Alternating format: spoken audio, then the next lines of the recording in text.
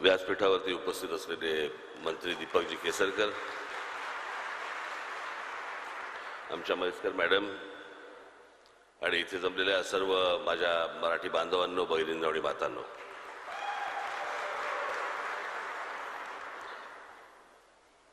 तीन दिवस हा कार्यक्रम आहे। या 3 दिवसामध्ये मराठी या विषयावरती अनेक लोक तुम्हाला येऊन तुमच्याशी बोलतील, अनेक विषय सुचवतील।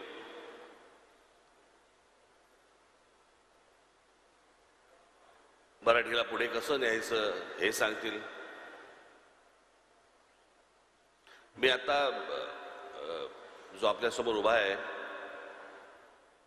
गेली अनेक वर्ष मी मराठी या विषयावरती मी बोलत आलो, मराठी या विषयावरती अंगावर केसेस घेत आलो,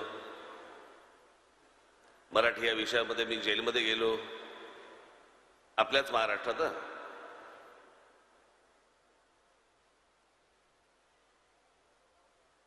मी आता म्हैसकर मॅडमला तेच सांगत होतो, मी अत्यंत एक कडवट मराठी आहे।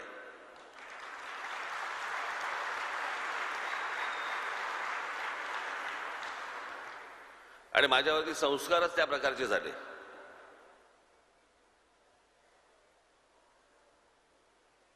मी आजोबांचे पुस्तक रूपातनं झाले, बाळासाहेबांचे माझ्या वडिलांचे झाले, महाराष्ट्रातल्या इतक्या अनेक बुजुर्ग लोकांचे झाले। आणि महाराष्ट्र ही काय ताकद आहे ही जशी जशी मला समजत गेली तसा मी जास्तीत जास्त त्याच्या प्रेमात पडायला लागलो। मला आता जून महिन्यामध्ये मला अमेरिकेला बृहन महाराष्ट्र मंडळ अमेरिका यांनी मला आमंत्रित केलेलं आहे।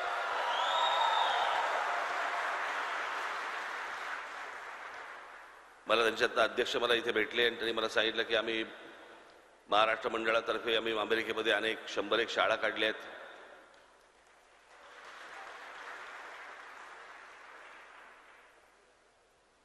महाराष्ट्रातल्या मराठी शाळा बंद होत असताना अमेरिकेमध्ये मराठी शाळा सुरू होतात, हे काही कमी आहे का?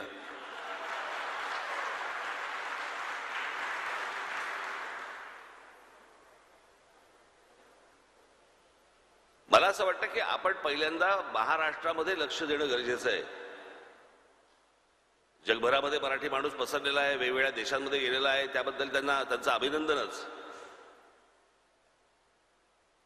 जेवढा महाराष्ट्राचा विचार तुम्हाला इतर भाषांमध्ये आणि इतर लोकांमध्ये जेवढा तुम्हाला नेता येईल, पसरवता येईल आणि आपण किती श्रीमंत आहोत हे सांगता येईल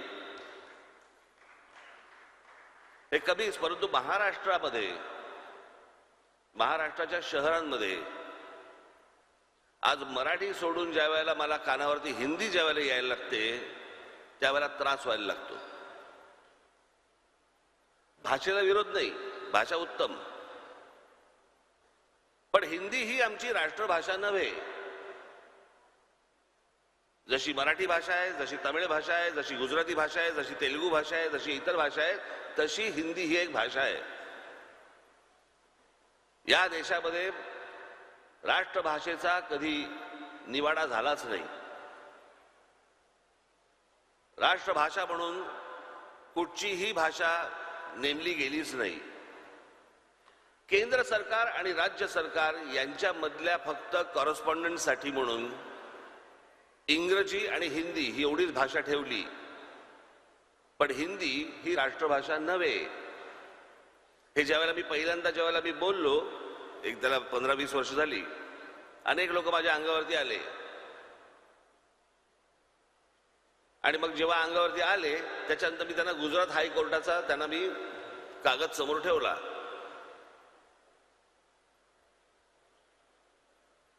आजही तुम्ही जर समजा गुगलवरती गेलात तर तुमच्या लक्षात येईल हिंदी ही आपली राष्ट्रभाषा नव्हे। भाषा उत्तम असली तरी आमच्यावरती हिंदी चित्रपटांचे संस्कार झाले, हिंदी चित्रपटामधून आमच्या अंगावरती हिंदी आली,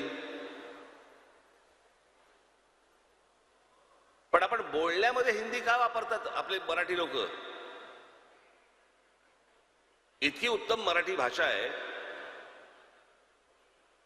खरं तर मराठी भाषेमध्ये जो विनोद होतो तो मला नाही वाटत दुसऱ्या कुठच्या भाषेमध्ये होत असेल। इतकी समृद्ध भाषा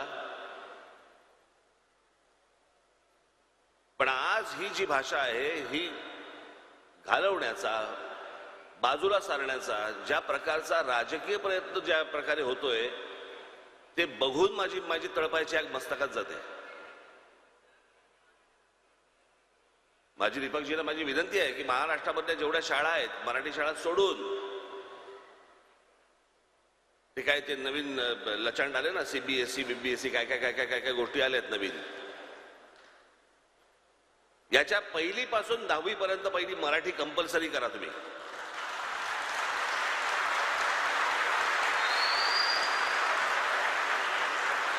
मला समजत नाही, ज्या ठिकाणी तुमचा जन्म झाला, अमराठी असतील लोक, ज्या ठिकाणी तुमचा जन्म झाला, जिथे तुमची मुलं झाली, आणि त्या मुलांना तुमच्या शाळेमध्ये काय शिकवलं जातं? जर्मन, फ्रेंच, जणू काय ते देश बोलवतच आहे ना,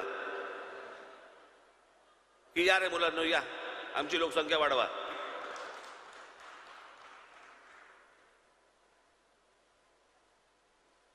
जर्मन शिकायचे जर्मन शिका, फ्रेंच शिकायची फ्रेंच शिका,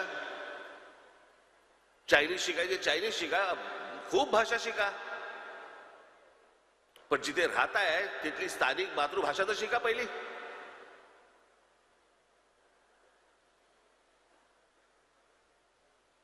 आणि इथं कमीपणा कसला आला?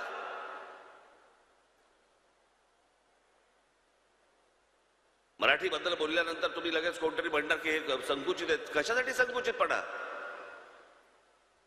या देशाच्या पंतप्रधानांना जर समजा त्यांच्या भाषेबद्दल वाटतं, त्यांच्या राज्याबद्दल वाटतं,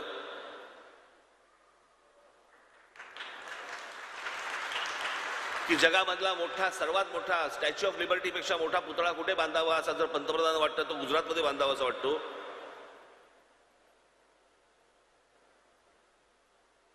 कुठची सिटी आता बांधतायत ते?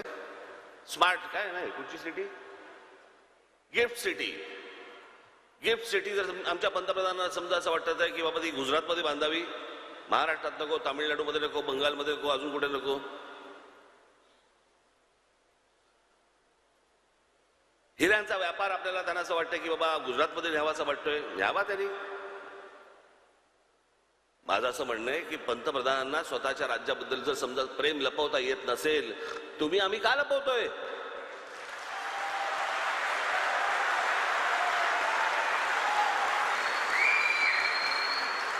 अनेकांना वाटू शकतं की बघितलं राज ठाकरेंनी पंतप्रधानांवरची टीका केली. टीका नाहीये. जो मूळ माणूस आतला आहे त्याला प्रत्येकाला आपल्या राज्याबद्दल, आपल्या माणसांबद्दल, आपल्या भाषेबद्दल प्रेम आहे. तुम्ही का लपवताय?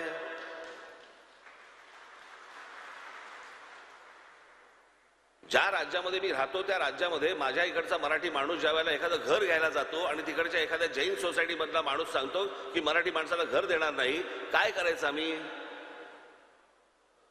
तामिळनाडूमध्ये करून दाखवा, पश्चिम बंगालमध्ये करून दाखवा, असं गुजरातमध्ये करून दाखवा, आसाममध्ये करून दाखवा, आंध्र प्रदेशमध्ये करून दाखवा, केरळामध्ये करून दाखवा की तिकडच्या स्थानिक माणसाला घर दिलं जात नाही, पैसे असून सुद्धा. हे महाराष्ट्रात का होतं? कारण आमचं बोटचेपे धोरण. आम्हीच पहिले मागे हटतो. बाबा नसेल जागा त्याच्याकडे, आता काय करणार, जाऊन दे, सोडून दे, दुसरी बिल्डिंग बघणं कशासाठी? जागा असताना, परवडत असताना कोणाला वाटतं, कोण म्हणतं की मराठी माणसाकडे पैसे नाही आहेत?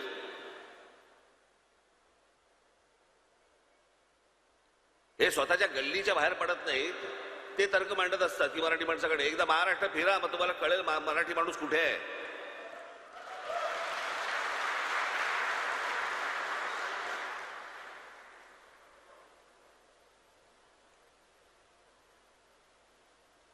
मी आज एवढंच सांगायला आलो की पहिलं आपण महाराष्ट्राकडे लक्ष देऊ. आज अनेक जण परदेशामधून इथे आलेले आहेत. आपलं सगळ्यांचं स्वागत. आपणही माझं कराल अशी अपेक्षा.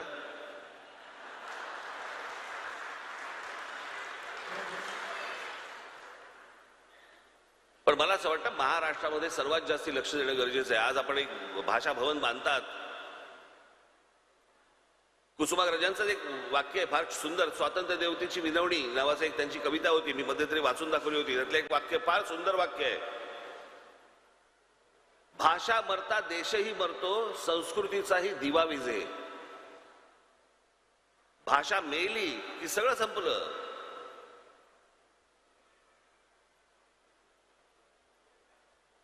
तुमची जेव्हा ओळख होते त्यावेळेला तुमची ओळख कोण होते, तुमची ओळख म्हणून कोण होते, कोण आहात तुम्ही.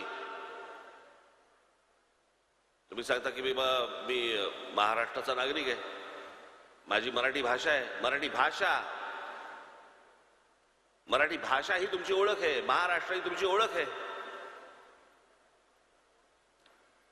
ती ओळख आपण पुसून टाकतो.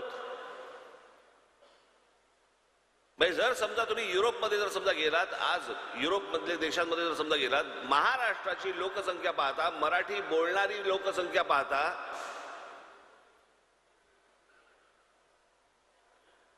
महाराष्ट्राचा क्रमांक काढून बघा तुम्ही. युरोपमधल्या कोणत्याही देशापेक्षा जास्ती होतो आपण. प्रत्येक राज्य, प्रत्येक देश ही आपली भाषा जपत असतो, आपली माणसं जपत असतो. आज देशामधल्या, भारताच्या देशामध्ये प्रत्येक राज्य आपापली माणसं जपतात, आपली लोक जपतात, आपली भाषा जपतात. जा बंगालमध्ये बघा हिंदी बोलतात का, जा तामिळनाडूमध्ये बघा तुमच्याशी हिंदी बोलतात का, जा आंध्र प्रदेशमध्ये बघा तुमच्याशी दुसऱ्या भाषेत बोलतात का. आम्ही काय गोटे आहोत का घरंगळत जायला सारखे.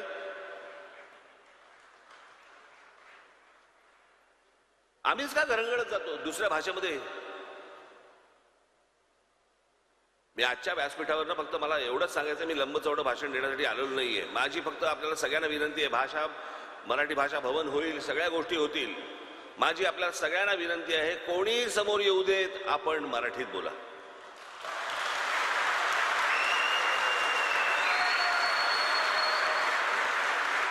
आपण समोरच्याला सवय लावा, तो स्वतःहून मराठीत बोलेल. ज्या वेळेला मी आंदोलन जेव्हा सुरू झालं, त्याच्यानंतर ह्या हिंदी चित्रपट सृष्टीमधल्या अनेक लोकांना कंठ फुटले मराठीचे आणि मराठी बोलायला लागले. म्हणजे मराठी येत होतं पण बोलत नव्हतात. माझं असं म्हणणं आहे की बरं, समोरचा मराठी बोलताना चुकला, हसू नका. आपण समोरचा मराठी बोलताना चुकलं तर आपण हसतो, त्याची चेष्टा करतो, म्हणून लोक समोरचे बोलायला पण जात नाही. चेष्टा करू नका, सुधरवा.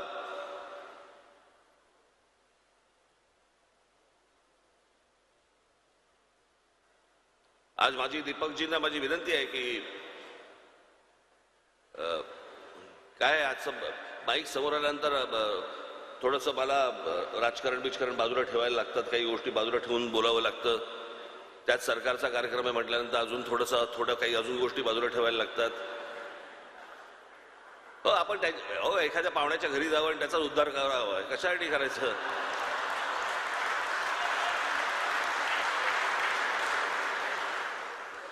तर मला असं वाटतं की दीपकजींना माझी विनंती आहे की बाकीच्या सगळ्या गोष्टी सोडा, पण सरकारतर्फे महाराष्ट्रामध्ये जेवढ्या शाळा असतील, जेवढ्या भाषिक शाळा असतील, त्याच्यामध्ये 1ली ते 10वी आपण मराठी कंपल्सरी करा.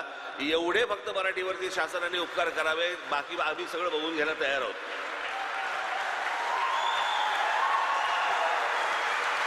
आज अनेक जण इथे परदेशामधून आलेले आहेत. आज दीपकजी केसरकरांचे मी मनापासून आभार मानतो. त्यांनी गेल्या वर्षी देखील मला बोलवलं होतं, परंतु मला वेळेअभावी येत नव्हतं. परंतु यावेळेला त्यांनी ॲडव्हान्स बुकिंग केल्यामुळे मला ना बोलता येईना. पण मी त्यांचे आभार मानतो. म्हैसकर मॅडम, आपले देखील आभार. इथे अनेक परदेशामधून लोक आलेले असतील, आपल्यालाही अनेक दिवसांनी आपल्याला या मायभूमीमध्ये, मराठी भूमीमध्ये येऊन बरं वाटलं असेल. ज्यावेळेला मी तिथे जूनला येईन त्यावेळेला आपल्याशी प्रत्यक्ष भेटण्याचा योग येईल, त्यावेळेला मी आपल्याला प्रत्यक्ष भेटीनच.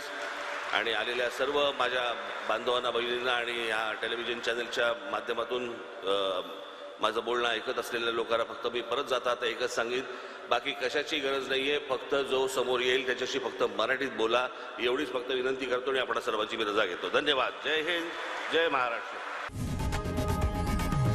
लोकशाही मराठी ऐका, पहा, जागरूक रहा.